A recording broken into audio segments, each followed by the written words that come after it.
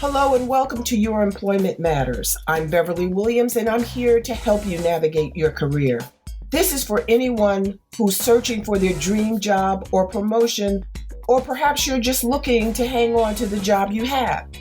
Today's work environments are multi-generational, multi-religious, multinational, multiracial, and multi-gender identity. Add market disruptors like Amazon and Lyft, along with the addition of AI, and it's easy to see why finding and keeping a job is such a challenge. Employment success and even employment survival depend on your ability to adapt. That's why my goal for this 30-minute podcast is to first advocate embracing change and differences, and second, to encourage you to proactively assume responsibility for your career. Get your work week off to a good start by listening to Your Employment Matters every Monday. Find out how to own your career and get the best practices for making your employment matter.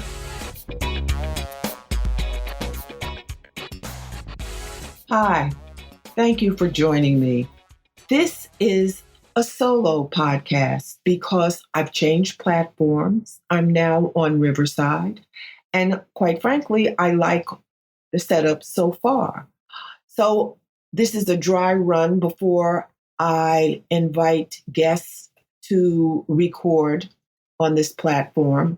I'm trying to get a feel for what I have to do as a host. So today I'm going to talk to you about who you are.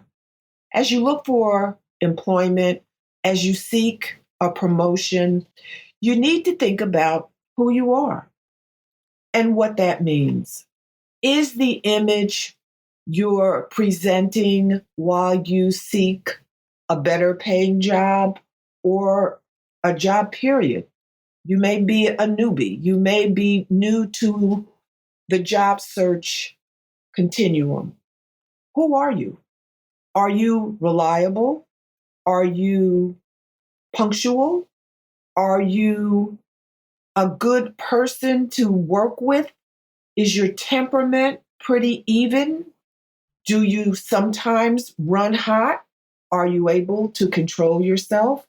Do you make sound decisions? Do you exercise sound judgment? Every decision you make, every decision, is not a decision about what to do. It's a decision about who you are. That's a quote from Neale Donald Walsch, American author, actor, screenwriter, and speaker. Now, it's important to be your authentic self. No one wants a phony. No one wants someone who shows one face to one person and another face to someone else. To be your authentic self, you will need to be honest about who you are and what you will and will not do. Are you satisfied with your personal brand? And does it need work? We're all a work in progress. No matter how far along we are, there's always something about us that we can change. One of the suggestions I have for listeners is to acknowledge the perceptions about your strengths and weaknesses. They may not be accurate. You may not think that they're accurate, but others may believe, based on what they know about you, what they may have heard about you, what they've seen of you, and may not have met you, but have seen you in a situation where there was no one-on-one contact, but you were observed. So acknowledge perceptions about your strengths and weaknesses. By your conduct, and this is important, refute those negative perceptions. We all have them.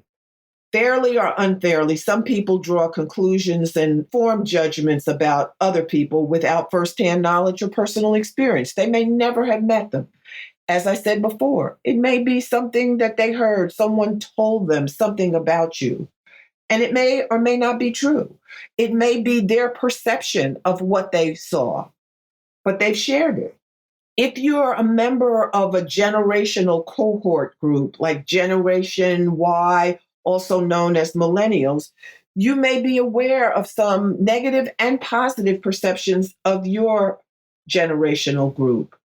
If you're a recent college graduate with little or no experience, there are favorable perceptions about you, and some of them are you begin with this clean slate and you can be trained, developed, and molded into the type of employee any employer wants. Another perception that's favorable, you may be eager to take any job, especially one that promises advancement. Additionally, you may have a sixth sense, which means that it enables you to incorporate technology into your personal and global interactions. You also tend to be family centric, or at least that's the perception, and your achievement and team oriented. You want to succeed, you want to progress. Now, the other side of the coin is there are less favorable perceptions, and these include the idea that you lack experience, and you may very well lack experience depending on your age, your exposure, and your job experience, and whether you've had work experience. But that means that you can be trained.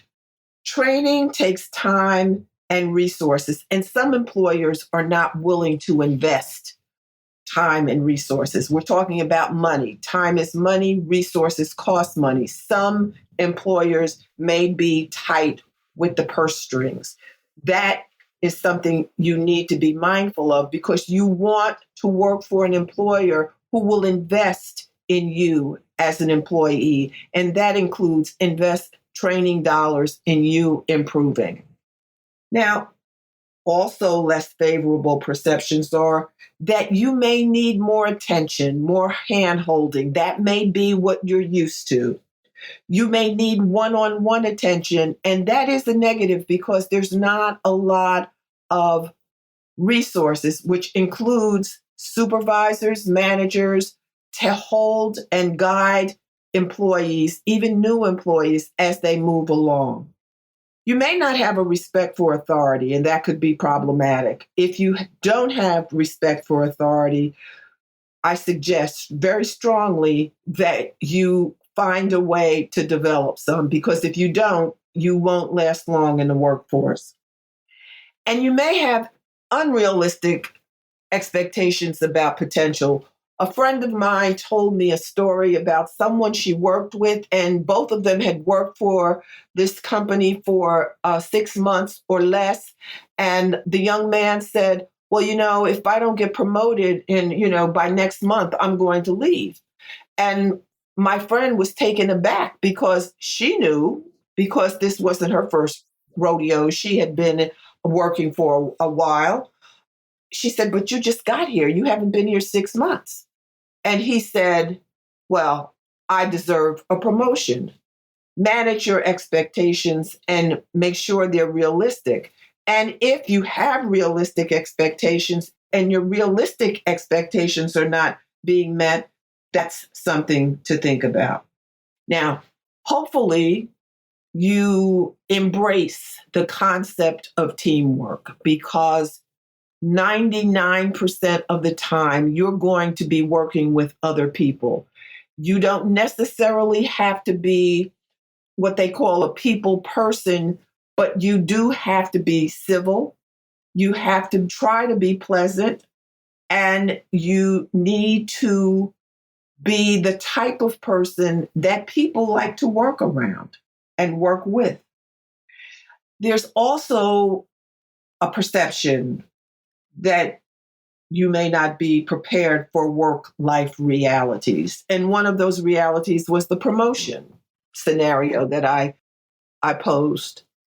You're not going to enter a workforce unless you have unique, very highly sought after skills, unless you're an exceptional person. You're not going to be one that is promoted, probably not even in the first year. And if that's something that's important to you, you need to ask when you're there after a few months, sit down with your supervisor and ask, what do I have to do to move up? I want to learn. I want to make a contribution. I want to be a productive member of the team. Don't go in and say, after you've been there for a couple of months, I'm looking for a promotion. What do I have to do to get promoted? Think of it in terms of what the employer needs. Because if you give the employer what it needs, the employer will give you what you need. And if they don't, then that's an indication that it's time for you to move on.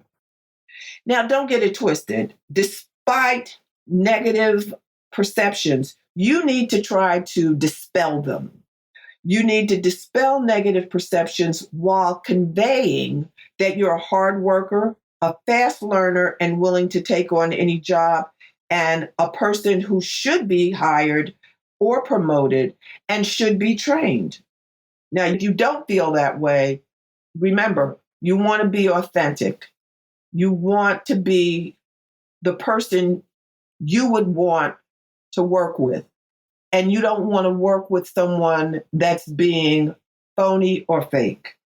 So, as Smith, who was an American gossip columnist and journalist, said, begin somewhere. You cannot build a reputation on what you intend to do.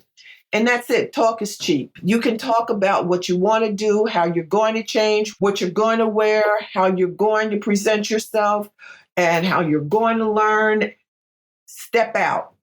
Be proactive. Do it.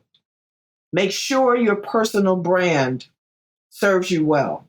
Now, personal branding, and just in case you don't know, is a concept that increasingly people are talking about more and more. It's an essential element in managing careers and in individuals' personal branding.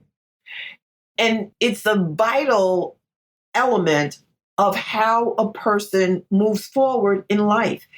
It's similar to a reputation. What is the reputation that you have in your community, in your school, whether it's high school, trade school, college, a graduate school, law school? What's your reputation? Are you known to be someone who can be counted upon to deliver what they say they're going to deliver on time? If you're not going to go far. If you're unreliable, you just won't go far. Now, examples of attributes which could create a personal brand include the following: your verbal and written communication skills. Communication is essential. How you communicate, not only how you speak and what you say when you speak, but how you deliver what you say. Are you slouching? Are you lethargic? Are you just like it's an effort for you to get the words out? Are you frowning, or do you have a surly look about your face when you're delivering a message? The objective is to communicate clearly, concisely, with a smile, so that you're conveying a message in a pleasant fashion, and you wait to hear what the response is. Your writing skills, same, clear, concise. And if you don't have excellent verbal and written skills, find out where you can get them. You need additional training. There are business writing courses. A lot of communities have adult education programs that are not very expensive, but you really do need to fine-tune your communication skills. Communications are essential to success in the workplace. If you have to give a presentation, don't try to wing it. The PowerPoint slides can look fabulous. If you deliver the message with a hum and a ha and a I'm not sure and a I think and and uh, uh, uh. It's not going to work. You've got to be fluid. You've got to deliver it in a smooth fashion. You have to have command of the material that you're delivering so that you convey, I have practiced. I know what I'm talking about. I have submersed myself in this information and I'm sharing it with you. Ask me any question that you want. If I cannot answer it, I will make every effort to get the answer for you. We're not all expected to have every answer. That's not what's expected. But it is expected that you make a good faith effort to acquire the information sought, if at all possible. Now, this is the definition, or one definition, of personal brand. Your personal brand is what people say about you when you're not in the room. Now, that came from Jeff Bezos, former chief executive officer of Amazon, billionaire. Now, if you type an email or you have a conversation with a friend or family member, take it from me, you're branding yourself. How you dress, whether it's casually or professionally, and for more formal occasions, is a form of your brand. You're branding yourself by the way you dress. So communication, appearance, posture, clothing, shoes, nails. Are your nails clean? Simple. Something that you may not think of. Is your face clean? Our breath. Is your breath fresh? All these things, we don't want to be known as the person that has halitosis, which is another word for bad breath. So these are things that can be worked on, and many times they don't cost a lot of money. So to summarize, your personal brand is how you present yourself to others, your reputation, how people describe you, and what people think of you. And if you're asked, well, what's your personal brand? Or they might ask, how do people describe you? What are you going to say? Well, people know me to be a hard worker. They know me to be punctual. I've told people if I'm late, somebody look for me because I'm always on time. If I'm not going to be where I'm supposed to be when I say I'm supposed to be there, I'm going to let you know. And if you haven't heard from me, send out the search party. I believe in delivering what I say I'm going to deliver when I say I'm going to deliver it. I am the type of person that you want to go into war with. If you have to go into battle, you want me at your hip because I'm going in and we're going to get it done. We're going to get the project done to completion. It's not only going to be done, it's going to be done extremely well. You will be impressed, you will be satisfied, and you will be pleased to have me on your team. That's my personal brand. What's yours? Think about it. Now, the old word reputation, Socrates said, the way to gain a good reputation is to endeavor to be what you desire to appear. Another quote, a reputation once broken may possibly be repaired, but the world will always keep their eyes on the spot where the crack was. And that's something to think about. Everybody makes mistakes. We all do. Whether we recover from those mistakes is up to us. And if we're the type of person that other people want to help, other people will get involved and make it an easier journey than a journey that we would have to take alone.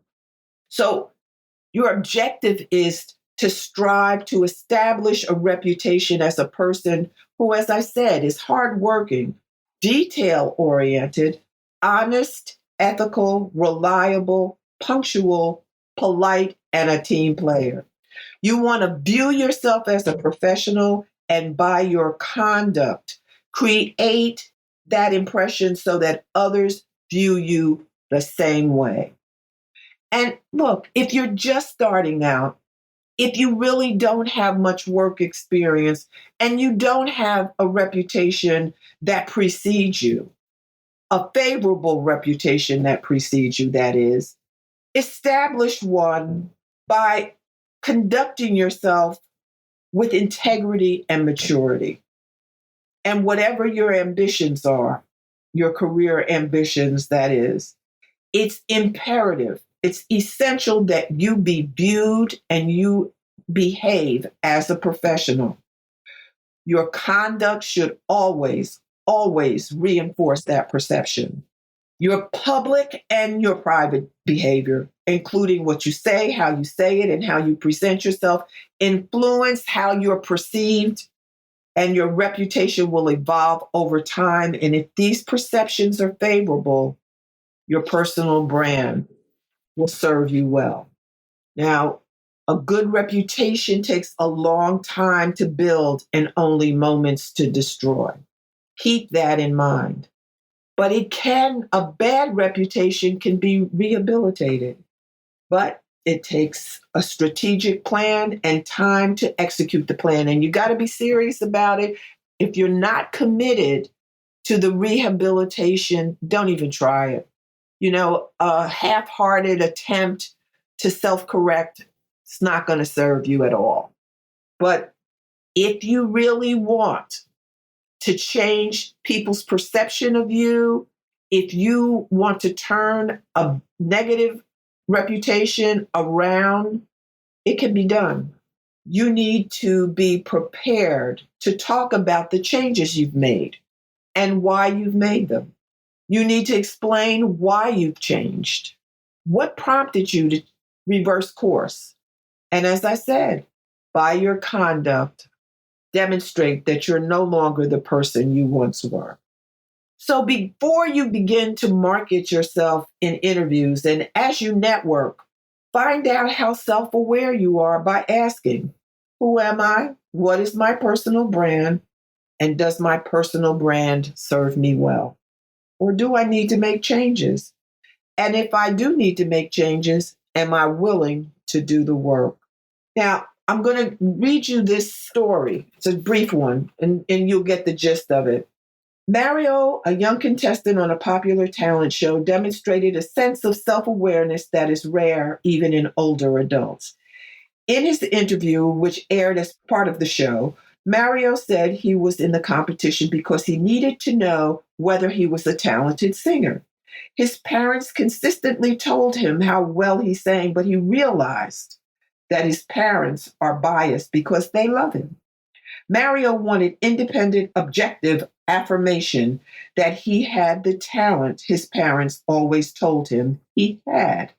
Unfortunately, Mario did not win his round, but he won my respect and my admiration because he dared to do what many people never think of. It would have been easier for Mario to believe the positive feedback from his parents and to believe what he wanted to be true. But Mario courageously sought information, not affirmation. I'll say this to you. Like Mario, you need information that will help you be successful rather than affirmation that you're as wonderful as you have been led to believe. As I mentioned earlier, you may want to talk to people and get outside information, feedback from other people other than your parents, friends, clergy, teachers, coaches, people whose opinion you value, who you believe will tell you the truth. You need to find out whether you're an effective communicator, whether you're considered a team player, and whether you're considered to be a reliable person. Now, if you think you're a leader or a person with leadership qualities, you ask people if what their opinion is of your leadership abilities. And please, please don't forget to accept feedback as you would a gift, gratefully and graciously.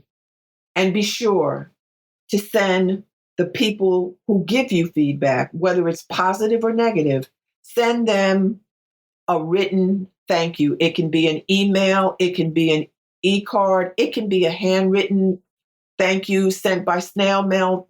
Think about the person who you've asked for feedback and what that you think would make them feel best. You can do it. You can change course if you need to. You can rehabilitate your negative personal brand if that's necessary. It's up to you. It can be done. Are you willing to do the work? It's your decision. And it's a decision about who you are. And it will confirm whether or not who you think you are is who you actually are. Until next time.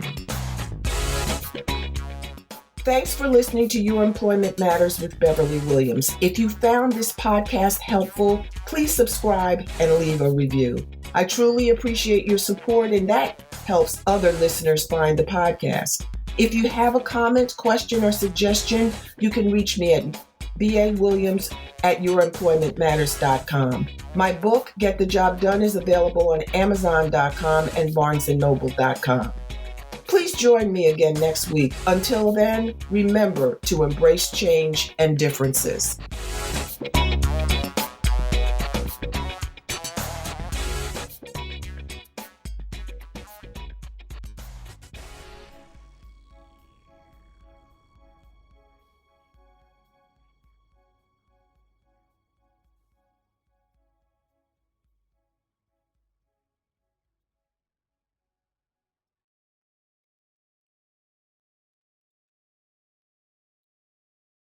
This podcast is part of the Sound Advice FM network.